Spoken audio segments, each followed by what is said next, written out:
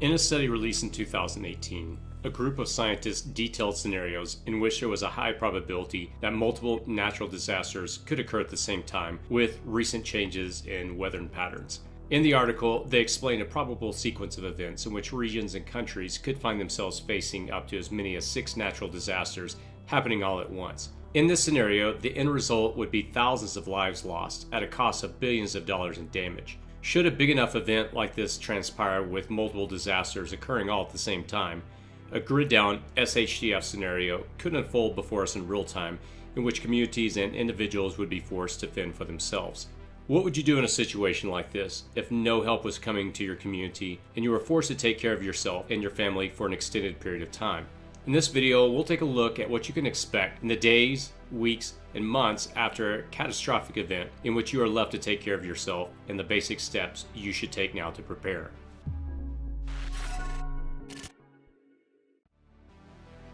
What can happen when the grid goes down? A true grid SHTF scenario is different from just a regular power outage since the situation will be longer and more severe. This is why most 3 days to 2 weeks contingency plans outlined for the general population that governments and corporations have will be useless, showing how ill-prepared our country is for this kind of situation. Here's what you can expect to really happen. Number 1, supply trucks will stop running and stores will close. The first thing that you can expect during an actual grid down situation is that delivery trucks that provide important supplies in cities will simply stop. The reason for this is that many of the grocery and drug stores rely on a just-in-time delivery system, which is a complex system that is designed to lessen their overhead costs by keeping inventories lean enough to just cover the daily demand. What makes this system work is its resilience on a delicate balance of systems from the creation of the item up to the time that it will be delivered to the stores. At the center of these systems are computers that make sure each process is being completed smoothly and without problems. The system, though, is vulnerable to disruption. When a grid down scenario happens, its reliance on computers will cause the system to stop working, cutting off important supplies coming to the city or region. With supply trucks unable to make deliveries, stores and restaurants will be forced to close down since they simply won't have any supplies. The lack of power will also make it impossible for stores to refrigerate food and medicine to keep them from spoiling. During this time, you can also expect looting to be rampant since there will be a lot of people who simply didn't prepare for this disaster. Stores closing down won't stop people from breaking in to get whatever supplies they can to get their hands on. Number 2, running water will stop. Another thing that you can expect during a grid down situation is that running water will not work. Pump stations rely on power to function, and without electricity, they won't be able to supply water throughout the city. Backup generators or emergency power resources won't be enough to power pump stations, so you won't have access to clean water during a grid down scenario. Now imagine tomorrow that you woke up and turned on your sink and nothing came out. Then imagine in this situation that local stores have been emptied out because people suddenly realize that they need supplies to survive. Most people are not prepared for an event like this, and they wouldn't know what to do next. When pump stations stop functioning, the entire sewage system will also fail. This is significant since an untreated sewage system could cause other water sources to be contaminated. One such example was in August of 2018 when a sewer station in Olean City, New York dumped 45,000 gallons of untreated sewage at the Allegheny River due to a power outage. It took at least 24 hours for the river to dilute the sewage. This could be a big problem during a grid down scenario, since the river could have been a water source for people needing a water supply, but it is rendered unusable due to contamination. Number 3, money, debit, and credit cards will be worthless. The financial system is another casualty when the grid goes down. Without electricity, credit and debit cards will be useless as stores, restaurants, and gas stations will be unable to process a transaction. It's also important to remember that ATM machines may not work, so you won't be able to use your cards even for withdrawing money. This shows the importance of having cash on hand since this is what all the stores will accept during a collapse in the first few days or maybe weeks. However, relying on cash alone will not be a good idea in the long run. If the collapse gets longer, money will soon be worthless. The reason for this is that money is really nothing more than a piece of paper, and it only has value as long as people attach value to it. In a prolonged SHTF scenario in which individuals realize the grid may not come back for a long period of time, money will become worthless. When this happens, bartering becomes a method of transacting with stores or other people. You can trade any excessive items that you have for supplies that you might need. For example, if you have excess toilet paper, which will be in high demand during a collapse, you can use it to barter for a sack of rice or a gallon of water. As in all economies, supply and demand will come into play in a very real way. Number 4, infrastructure, internet, and cell phones will be down. Water treatment stations and stores are not the only ones that will be impacted by a grid down scenario. Almost everything in our modern world relies on electricity, which means most of the services we enjoy today will be gone. Traditional means of communication via cell phones or the internet will also be gone. Traditional communication, sending snail mail, will not be available as well, since the post office will also be closed in a grid down scenario. Other than communications and internet towers, you can also expect transportation facilities to be unavailable. Certain public transportation relies on electricity, and with the power out, they won't be functioning. Other modes of public transportation like bus and taxis will also be unavailable during the situation, since the people working in these jobs will be obviously more worried about themselves and their families' basic survival than actually showing up for work, especially if they're not being paid. Besides, roads will likely be unpassable depending on the severity of the disaster, making it hard for vehicles to actually move around. You can also expect schools and offices to be closed. The life we've grown accustomed to will be gone.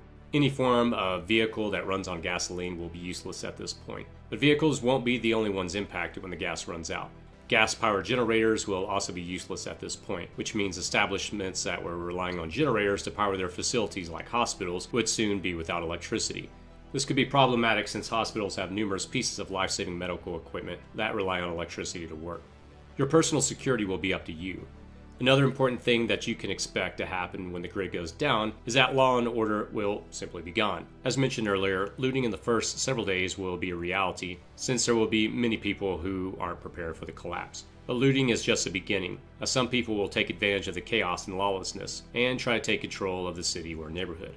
It's not uncommon for armed gangs or groups to try to impose their authority during chaos, and with law enforcement thinned out because of the situation, they won't be able to provide protection and assistance to everyone. This will leave most people to fend for themselves, which is why security should be one of the primary things you'll need to prepare for. So far, we've discussed the problems you can expect after a major disaster in which help may not be coming. Let's now turn our attention to a timeline you can expect after a disaster. What to expect in the first 2 to 3 days. A power outage is not going to cause panic for people within the first 48 hours, since it's not really unusual. We've seen our fair share of this lately here in California with the power outages. Hospitals, though, will likely be affected, especially those without generators. Not only do they have life-saving equipment that needs power, but surgeons will also have a hard time performing surgery without any electricity. Other people who do not have any supplies stocked up might also start going to grocery stores or supermarkets to stock up on supplies. By the third day, people will probably start to get into panic mode, especially if there's already news that the power won't be back anytime soon. As more people go to supermarkets and grocery stores to stock up on supplies, problems will inevitably ensue. By this time, most stores will already be out of stock of all the necessary items. Without power, credit and debit cards won't be functioning. So people will begin to line up at any functioning ATM machine that they may be able to find to withdraw as much cash as they can to pay for items that they will need. Gas stations will also be experiencing long lines by this point, as other people will start to fill up their vehicles. What to expect after 1 week? After 1 week of no power, grocery stores, supermarkets, and drugstores will already be out of stock of nearly all of their inventory. At least the things people will need, since no supplies have been delivered in this time frame. Gas stations will also be out of fuel, and there will be numerous cars left stranded on the road. Cash will also be useless by this point, since people will start to realize they really don't hold any value. Stores that still have some supplies, those that have heavy security that prevent looting, won't accept cash as payment anymore. This is where bartering will start kicking in, and you'll be required to trade what you need for another in-demand item. One note about stores. The smaller, family-owned and operated stores may still be open for business. Larger corporate stores may have already been picked clean by this point, so no one will probably be in charge of them anymore.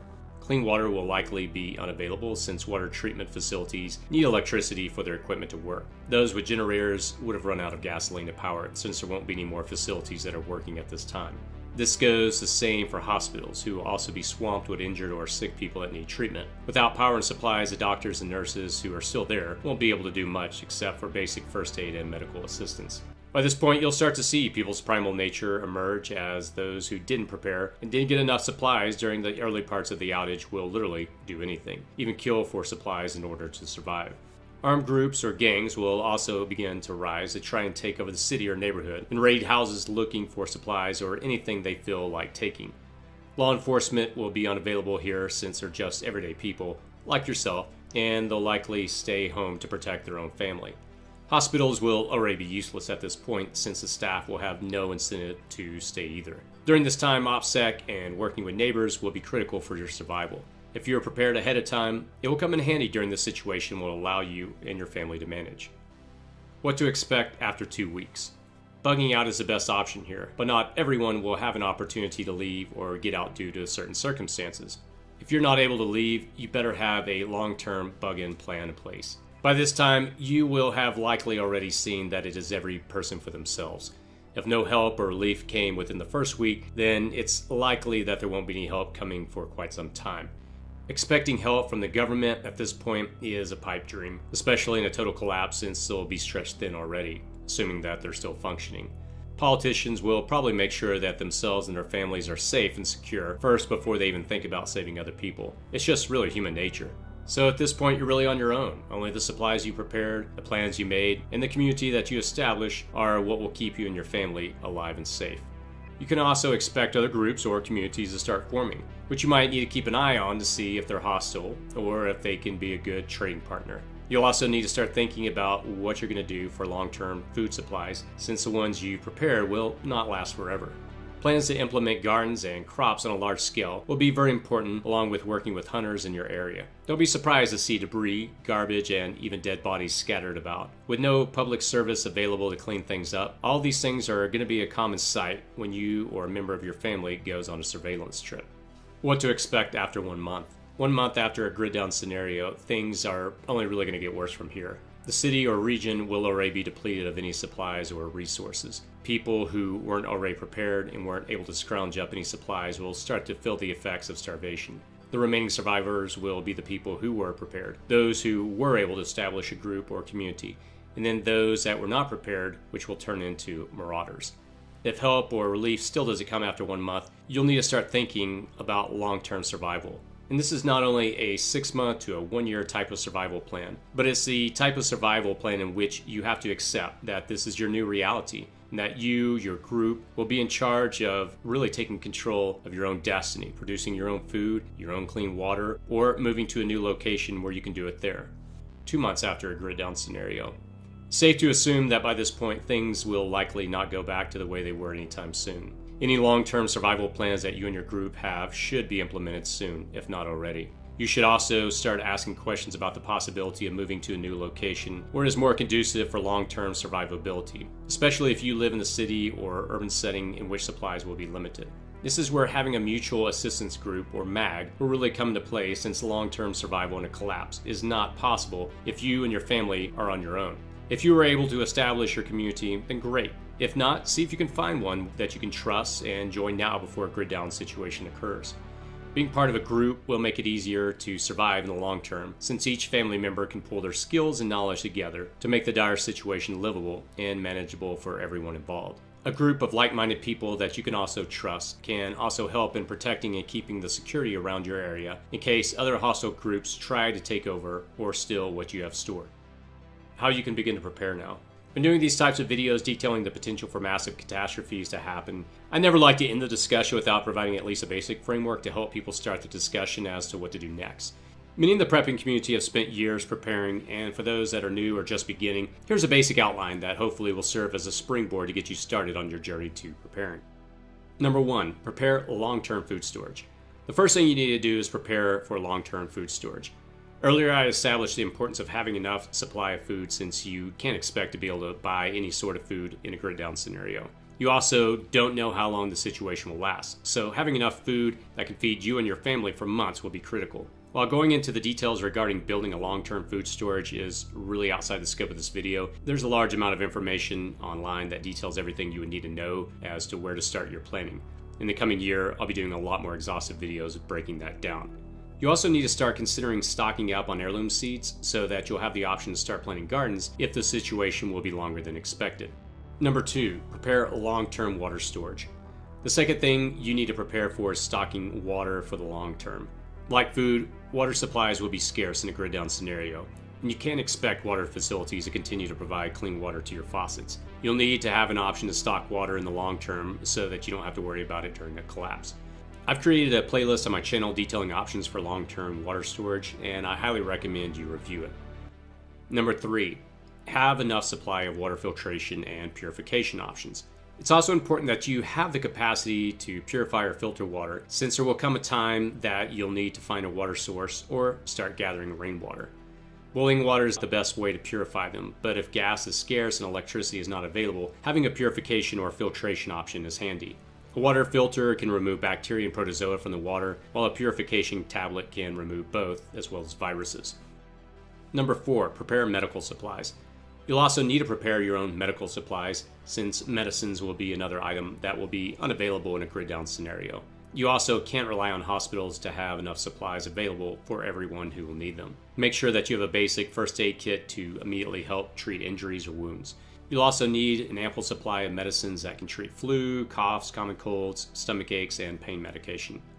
Number 5, learn self-defense. Self-defense is another important preparation that you need to make in order to survive a grid down scenario. As I mentioned earlier, people do anything to survive during a collapse. They'll be willing to steal, to harm, or even kill to get what they need. Learning how to protect yourself and your family will be an important part of your preparation. Having lethal and non-lethal options will be important. And finally, number 6, build a community. The last thing you need to prepare for is to build a community. In a prolonged grid down scenario, having a community or a group of like-minded people will be critical to survive a collapse. You can pull all of your knowledge and skills together and help one another to make the dire situation manageable and livable for everyone. A grid down scenario can happen anytime and without warning. It's best that you know what to expect when this happens so you won't have to face the situation blind. Knowing what could possibly come will also help you prepare for this scenario. If you have any additional tips, thoughts, or feedback, please post that in the comment section below. If you enjoyed the video, please click on the like button and share on social media. As always, be safe out there.